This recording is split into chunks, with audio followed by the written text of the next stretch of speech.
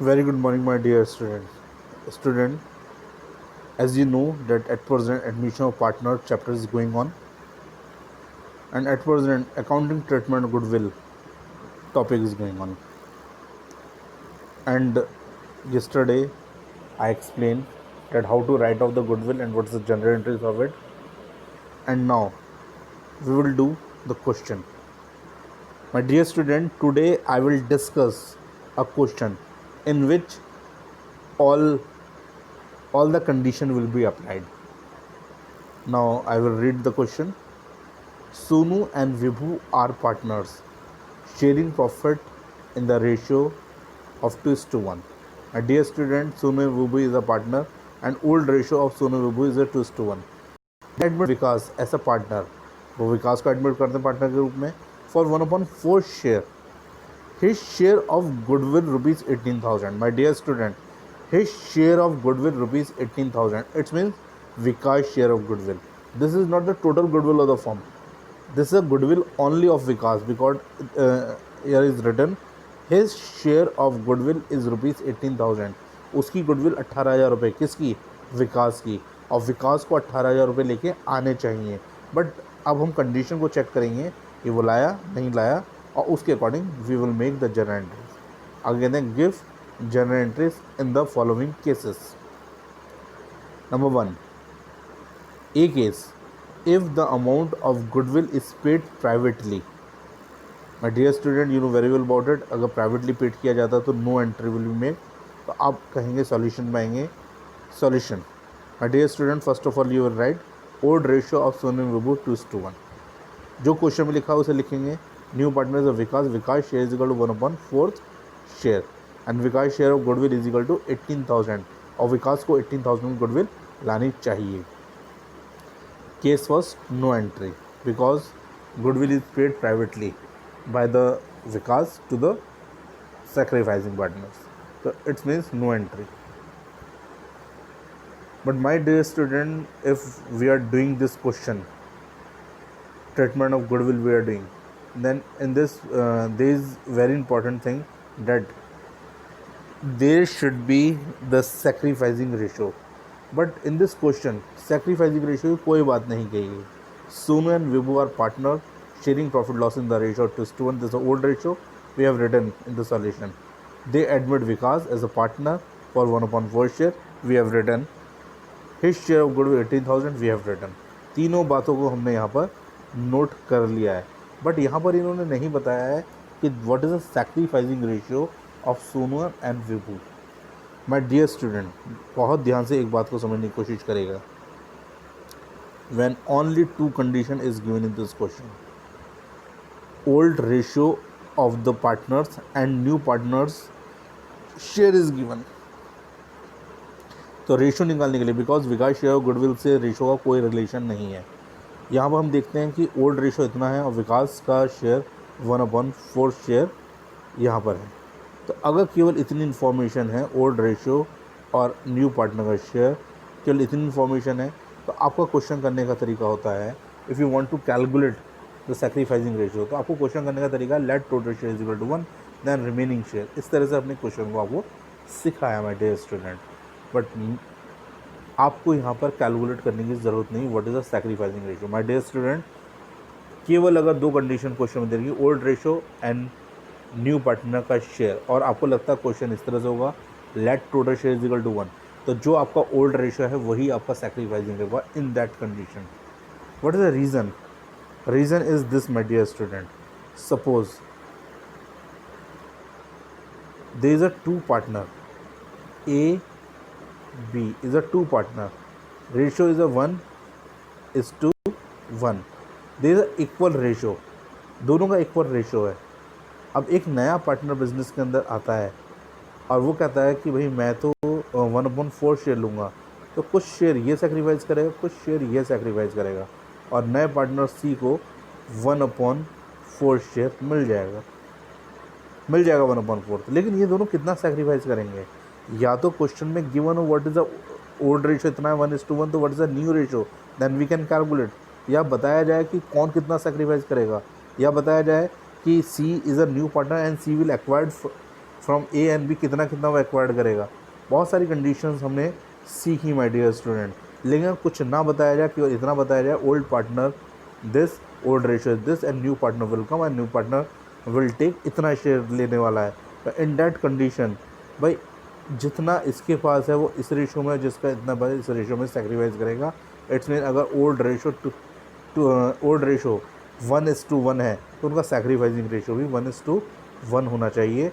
In this question हम देखेंगे कि यहाँ पर ए एंड बी पार्टनर्स हैं और उनका रेशो 2:1 इन्होंने बताया है। तो ये 2 के अकॉर्डिंग सेक्रीफाइस करेगा, ये 1 के अकॉर्डिंग सेक्रीफाइस करेगा। It's mean sacrificing ratio will be 2:1।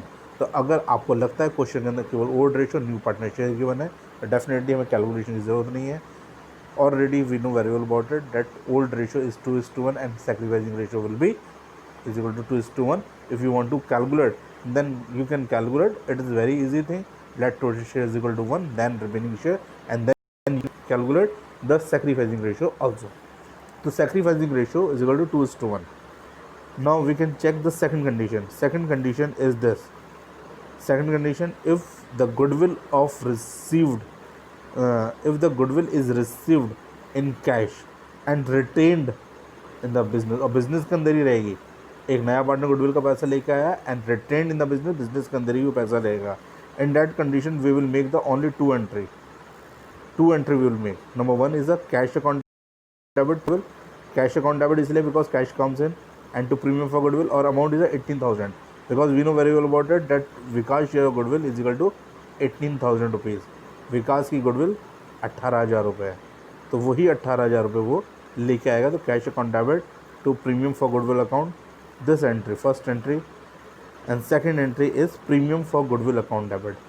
My dear student, बहुत ध्यान से आप चेक करिएगा, जिस चीज़ को यहाँ पर आपने क्रेडिट करा था उसी चीज़ को आपने डेबिट करा है।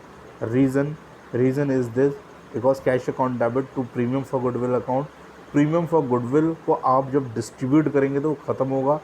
फर्स्ट एंट्री में वो क्रेडिट हुआ है, तो सेकंड एंट्री में जब आप डिस्ट्रीब्यूट करेंगे, ख़त्म करेंगे, तो डेफिनेटली उसे डेबिट करेंगे तभी वो डिस्ट्रीब्यूट हो पाएगा। तो यहाँ पर आप कहेंगे premium for goodwill account debit to Sonu's capital and to Vibhu's capital. It's mean Sonu और विभू की कैपिटल में आप इस पैसे को डालने हैं, तो सोनू और विभू की कैपिटल इंक्रीज़ होगी, और कैपिटल लायबिलिटी होती है, लायबिलिटी क्रेडिट होती है, और क्रेडिट का आइटम इंक्रीज़ होने के लिए क्रेडिट होगा, इसलिए सोनू विभू की कैपिटल क्रेडिट हुई है। तो अमाउंट इज़ 18,000 रुपीज़ को जब आप 2:1 के रेशियो में डिस्ट्रीब्यूट करेंगे तो ये 12,000 और 6,000 रुपीज़ डिस्ट्रीब्यूट होके आ जाएंगे।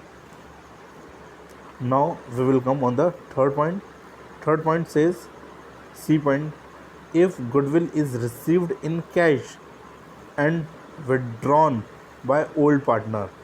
ओल्ड पार्टनर इसे क्या कर रहे हैं, विदड्रॉ कर रहे हैं, निकाल रहे हैं। रिसीव्ड हुआ है, आया पैसा, बी कंडीशन में पैसा आया था लेकिन बिजनेस के अंदर रहा था। बी कंडीशन थी, इफ़ न्यू पार्टनर से हमें पैसा received in cash, the amount of goodwill received in cash from the new partner and retained in the business, business के अंदर था। सी कंडीशन से if goodwill is received in cash, received यहाँ पर भी हुआ है but withdrawn by the old partner से विदड्रॉ कर रहे हैं। Doesn't matter my dear student, in that condition 3 general entry, number 1 और 2। केस नंबर 1 में आपने जो 2 जनरल एंट्री देखी 1 और 2, वो तो एज इट इज़ ही बनेंगे, बस हमें एक तीसरी जनरल एंट्री और सीखनी है हमें। Now we can check first general entry is a cash account debit to premium for goodwill account. Now you can check in the third condition, in the third case cash account debit to premium for goodwill account 18,000, premium for goodwill account debit to Sonu's capital to Vibhu's capital 18,000, 12,000, 6,000। यहाँ तक तो हमने देखा right student और समझा इस बात को कि कैसे डिस्ट्रीब्यूट कर रहे हैं। लेकिन अगर ये old partner Sonu and Vibhu wants that they want to withdraw this money from the business से बाहर निकालना चाहते हैं, इन दैट सिचुएशन अगर निकालना चाहते हैं तो ये पैसा इनकी कैपिटल में है। माय डियर स्टूडेंट, इनकी कैपिटल में हमने डिस्ट्रीब्यूट करा है, और अगर ये निकालना चाहते हैं तो ये अपनी कैपिटल से निकाल सकते हैं। इसलिए अगर कैपिटल से निकालेंगे तो कैपिटल को डेबिट करना पड़ेगा। तो in the third journal entry you can check Sonu's capital account debit, Vibhu's capital account debit. कितना पैसा जितना पैसा क्रेडिट किया गया था, यहाँ पर 12 और 6,000 रुपये क्रेडिट करे थे, वही पैसा वो डेबिट कर रहे हैं, निकाल रहे हैं। एंड टोटल 18,000 रुपीज़ हमारे क्या हो जाएंगे, 18,000 rupees to cash account, cash goes out from the business. तो टू जनरल एंट्री वही है, cash account debit to premium for goodwill account, cash आएगा। फिर premium for goodwill account debit to Sonu's capital to Vibhu's capital, वो distribute होगा। But in the third journal entry Sonu's capital Vibhu's capital capital को debit करेंगे, decrease करेंगे, and to cash account, cash goes out from the business. Business तक पैसा चला जाएगा अगर वो विड्रॉ कर रहे हैं तो। Now we will come on the fourth point. Fourth point says he is unable to bring his share of goodwill in cash. My dear student, total share of new partner is 18,000 and he is not able to bring, वो नहीं लाने के नहीं ला पा रहा है. तो in that situation हम क्या करेंगे? In that situation only one general entry we will make. We will charge this amount from his current account. उसे करंट अकाउंट से चार्ज करेंगे और उससे कहेंगे भाई अभी नहीं है तो कुछ शॉर्ट टाइम में आप दे देना हमें. अगर आप हमें दे देना, क्योंकि बिकॉज हम लेंगे तो हैं उससे, तो अगर हम उससे शॉर्ट टाइम में लेंगे तो करंट अकाउंट हमारी एसेट बन जाएगा, हमारे बिजनेस की एसेट होगी. Because in the short term we will receive this money from Vikas. Vikas means new partner, हम उसे रिसीव करेंगे. तो हम लिखेंगे Vikas current account debit 18,000 because this asset of a business.